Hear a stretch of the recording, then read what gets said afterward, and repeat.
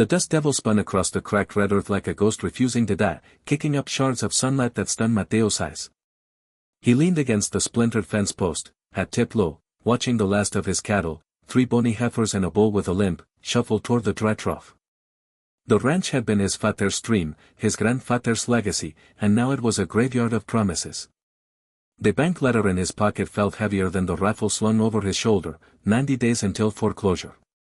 90 days to conjure water from stone. A rumble cut through the heat. Not thunder, tires. A battered white pickup rattled up the drive, trailing a cloud that smelled of hot rubber and desperation. The Three-Bears door creaked open and a woman stepped out, boots crunching gravel.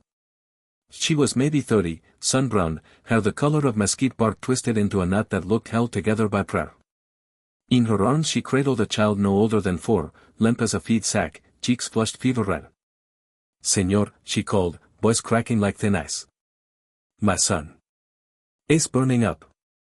The clinic in town turned us away, no insurance, no cash." She shifted the boy higher, his head lolled against her collarbone. "I heard you help people. You can pay." She fumbled in her pocket, produced a crumpled roll of bills, 20s, 10s, a couple of 5s. "It's everything. Take it. Used, save him." Mateo stared at the money. $43 and change. Enough for a tank of gas, maybe a bag of feed. Not enough to fix a sick child, not enough to keep the bank from chaining his gates.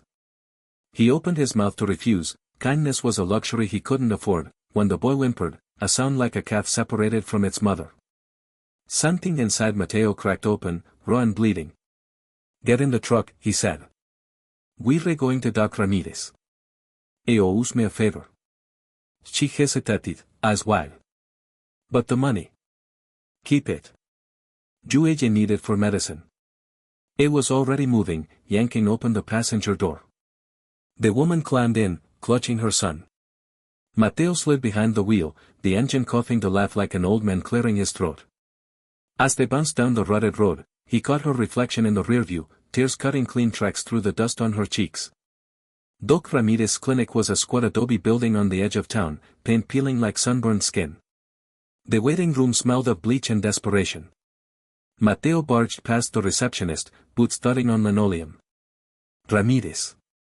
Get out here." The doctor emerged, wiping his hands on a towel, gray eyebrows raised. "Mateo, I'm with a patient. This boy's dying." Mateo's voice was steel. "You owe me for pulling your boy out of that flash flood last spring. Dime to pay up." Ramirez took one look at the child, lips blue, breath shallow, and swore under his breath. "Exam room. Now. Hours blur. E versus, antibiotics, cold compresses." The woman, Luz, she said her name was, never left her son's side, whispering lullabies in Spanish so soft they sounded like wind through cottonwood leaves. Mateo paced the hallway, boots wearing a groove in the floor. Every minute cost him, water bills, feed bills, the bank breathing down his neck. But the boy's fever broke at dusk, his small hand curling around his motor's finger. Ramirez clapped Mateo on the shoulder. Ella laughed. "Pneumonia, but we caught it. You brought him just in time." Luz appeared in the doorway, eyes red-rimmed but shining. "I can't ever repay you." Mateo shrugged, suddenly awkward. "Just get him home safe." She reached into her pocket, pulled out the crumpled bills, and pressed them into his hand. "Me pagaste, ahora hazlo," she said, voice trembling. "You paid for me, now do it. Take this. For your ranch. For whatever you need." He tried to give it back, but she closed his fingers over the money and walked away, her son asleep on her shoulder. That night, Mateo sat on his porch, the roll of bills burning a hole in his pocket. $43. A joke. But the way Luz had said it, "Now do it," echoed like a dare. "The what? Sabe the ranch? Sabe himself?" He laughed, bitter and hollow, until the sound caught in his throat. The next morning, he drove to town again. Not to the bank. To the feed store. Old man Jenkins was closing up, sweeping the floor with a broom older than Mateo. "Need a favor," Mateo said, slapping the bills on the counter. Despise what?